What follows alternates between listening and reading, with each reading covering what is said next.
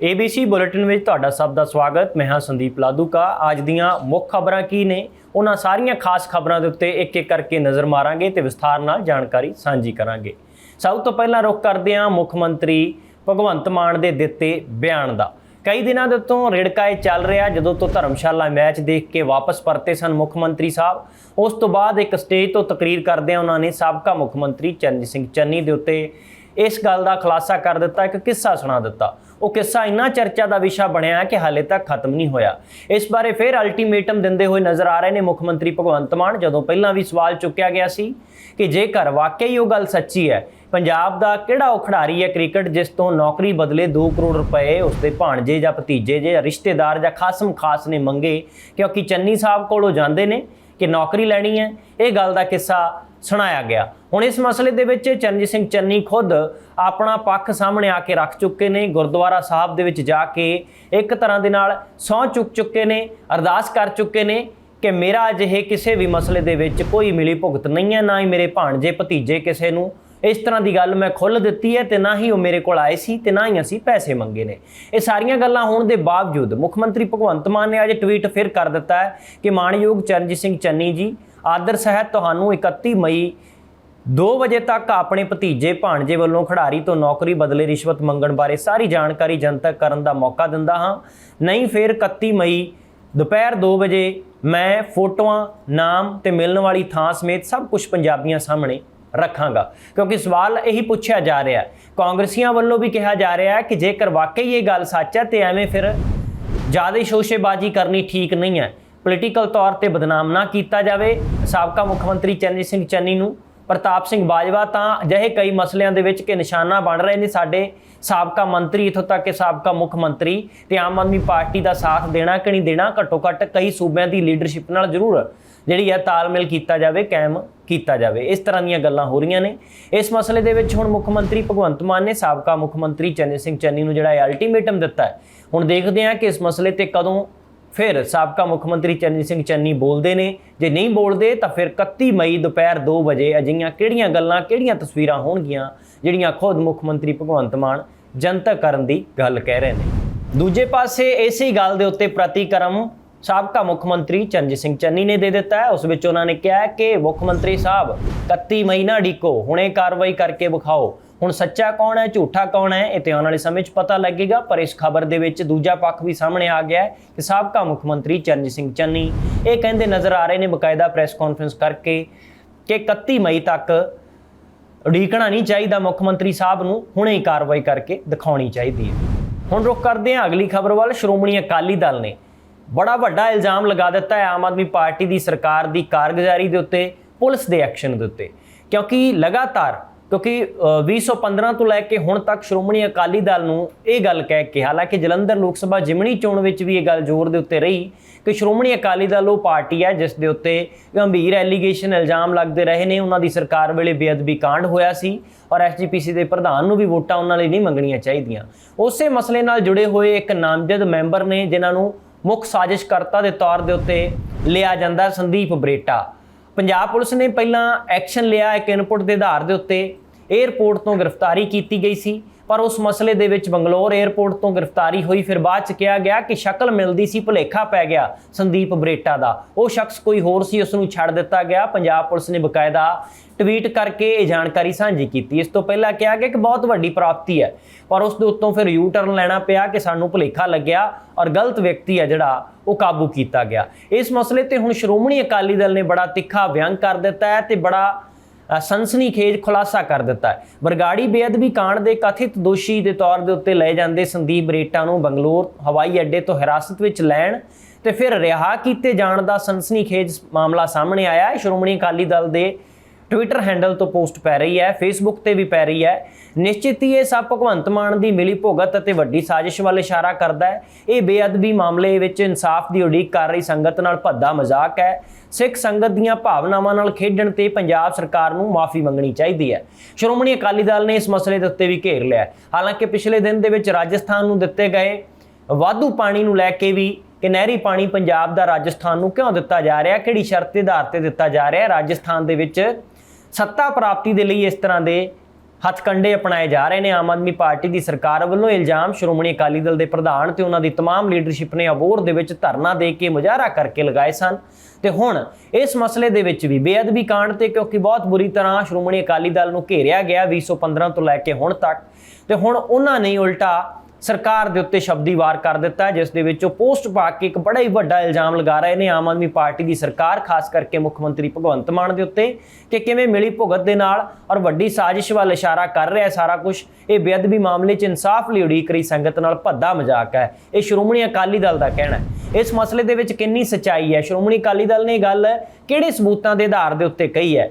ਕੀ ਇਹ ਗੱਲ ਇਸ ਕਰਕੇ ਕਹੀ ਗਈ ਹੈ ਕਿ ਜਿਹੜਾ ਸ਼ਖਸ ਕਾਬੂ ਪਹਿਲਾਂ ਕੀਤਾ ਗਿਆ ਫਿਰ ਛੱਡ ਦਿੱਤਾ ਗਿਆ? ਪੁਲਿਸ ਨੇ ਤਾਂ ਇਹ ਦਲੀਲ ਦਿੱਤੀ ਸੀ ਕਿ ਸ਼ਕਲ ਦਾ ਭੁਲੇਖਾ ਪਿਆ ਸੀ, ਉਸ ਦੀ ਜਿਹੜੀ ਸੂਰਤ ਹੈ ਉਸ ਦੇ ਨਾਲ ਸੰਦੀਪ ਬਰੇਟਾ ਜਿਹੜਾ ਕਥਿਤ ਤੌਰ ਤੇ ਦੋਸ਼ੀ ਮੰਨਿਆ ਜਾਂਦਾ ਹੈ, ਮੁੱਖ ਸਾਜ਼ਿਸ਼ਕਰਤਾ ਵੀ ਉਹਨੂੰ ਦੱਸਿਆ ਜਾਂਦਾ ਸੰਦੀਪ ਬਰੇਟਾ ਡੇਰਾ ਪ੍ਰੇਮੀ ਨੂੰ, ਕਿ ਉਸ ਦੀ ਸ਼ਕਲ ਮਿਲਣ ਵਾਲੀ ਗੱਲ ਸੀ ਜਿਹੜੀ ਤਾਂ ਗ੍ਰਿਫਤਾਰ ਕੀਤਾ ਗਿਆ। ਪੁਲਿਸ ਨੇ ਉਹ ਦਲੀਲ ਦਿੱਤੀ, ਪਰ ਸ਼੍ਰੋਮਣੀ ਅਕਾਲੀ ਦਲ ਨੇ ਇੱਥੇ ਇਹ ਗੱਲ ਫਿਰ ਇੱਕ ਵਾਰੀ ਤੁਹਾਡੇ ਨਾਲ ਸਾਂਝੀ ਕਰ ਦਿੰਦੇ ਹਾਂ। ਇਹ ਗੱਲ ਕਹੀ ਹੈ ਕਿ ਦੋਸ਼ੀ ਜਿਹੜਾ ਕਥਿਤ ਦੋਸ਼ੀ ਹੈ ਸੰਦੀਪ ਬਰੇਟਾ ਨੂੰ ਬੰਗਲੁਰੂ ਹਵਾਈ ਅੱਡੇ ਤੋਂ ਹਿਰਾਸਤ ਵਿੱਚ ਲੈਣ ਤੇ ਫਿਰ ਰਿਹਾ ਕੀਤੇ ਜਾਣ ਦਾ ਮਾਮਲਾ ਸਾਹਮਣੇ ਆਇਆ।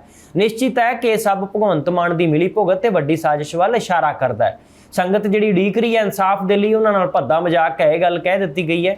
ਸਿੱਖ ਸੰਗਤ ਦੀਆਂ ਭਾਵਨਾਵਾਂ ਨਾਲ ਖੇਡਣ ਤੇ ਪੰਜਾਬ ਸਰਕਾਰ ਨੂੰ ਮਾਫੀ ਮੰਗਣੀ ਚਾਹੀਦੀ ਹੈ। ਸ਼੍ਰੋਮਣੀ ਅਕਾਲੀ ਦਲ ਨੇ ਕਿਹੜੇ ਸਬੂਤਾਂ ਦੇ ਆਧਾਰ ਦੇ ਉੱਤੇ ਗੱਲ ਕਹੀ ਹੈ ਤਾਂ ਨਹੀਂ ਸਪਸ਼ਟ ਕੀਤਾ ਗਿਆ, ਪਰ ਇੰਨੀ ਜ਼ਰੂਰ ਪੋਸਟ ਸਾਂਝੀ ਕੀਤੀ ਗਈ ਹੈ ਕਿ ਕਿਤੇ ਨਾ ਕਿਤੇ ਇਸ ਪਿੱਛੇ ਸਾਜ਼ਿਸ਼ ਲੱਗ ਰਹੀ ਹੈ, ਸਾਨੂੰ ਸਾਜ਼ਿਸ਼ ਵੱਲ ਇਸ਼ਾਰਾ ਹੋ ਰਿਹਾ ਹੈ। ਇਹ ਗੱਲ ਸ਼੍ਰੋਮਣੀ ਅਕਾਲੀ ਦਲ ਨੇ ਕਹਿ ਦਿੱਤੀ ਹੈ।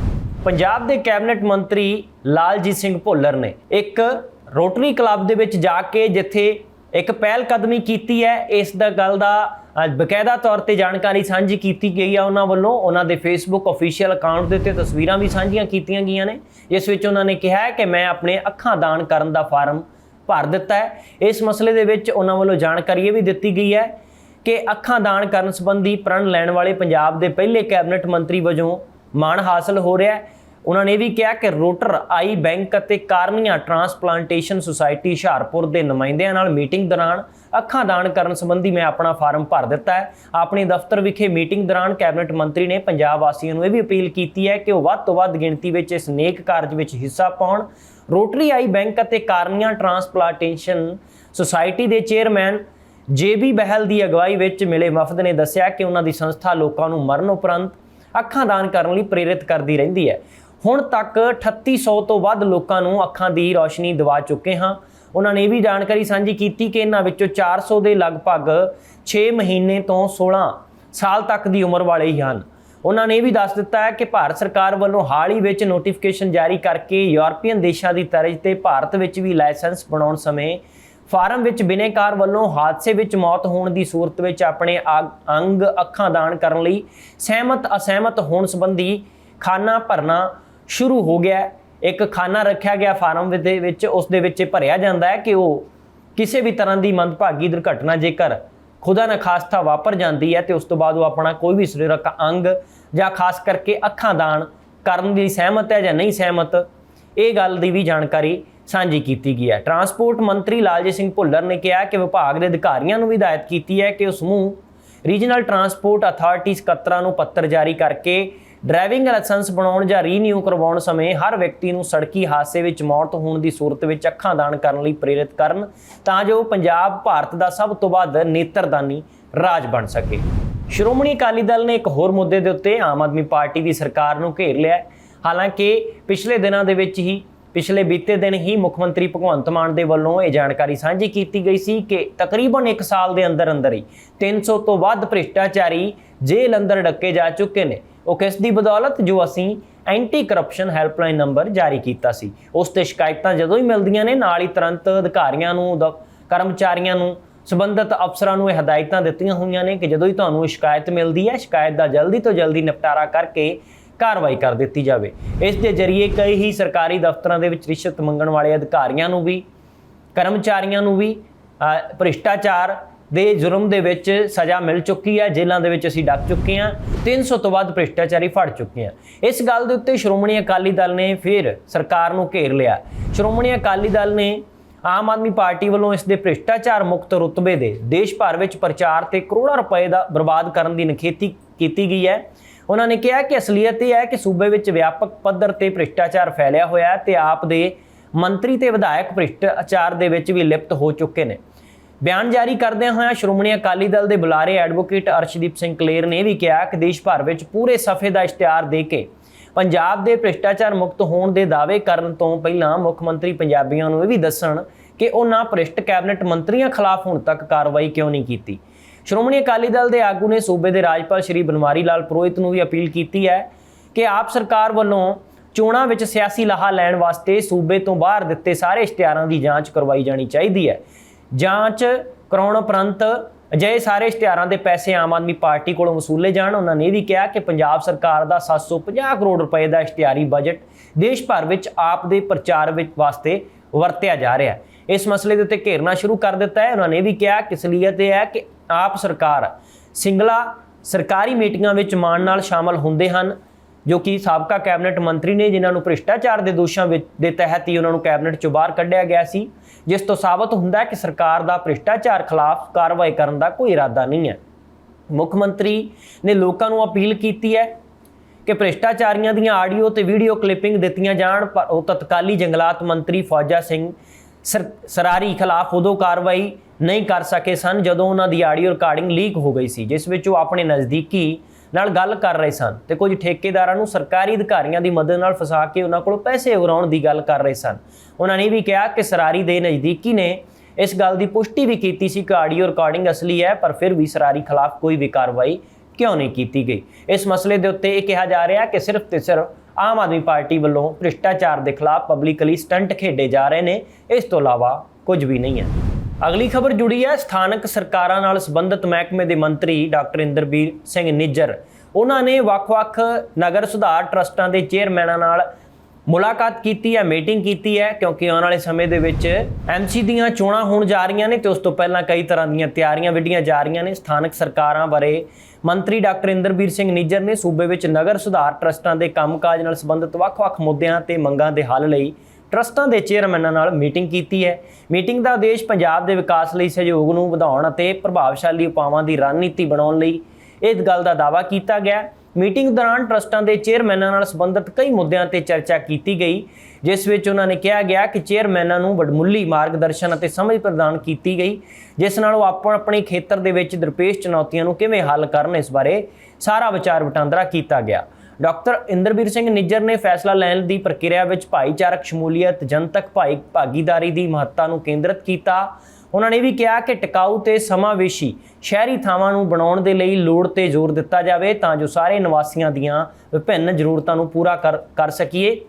कैबिनेट मंत्री निज्जर ने कहा कि स्थानक सरकारां विभाग पंजाब विच विकास के एजेंडे नूं अगे वधाउण लई वचनबद्ध है ते सूबे की तरक्की दी खुशहाली यकीनी बनाई जा रही है। नगर सुधार ट्रस्टां के चेयरमैनां नाल सहयोग करना जारी रखा जाएगा।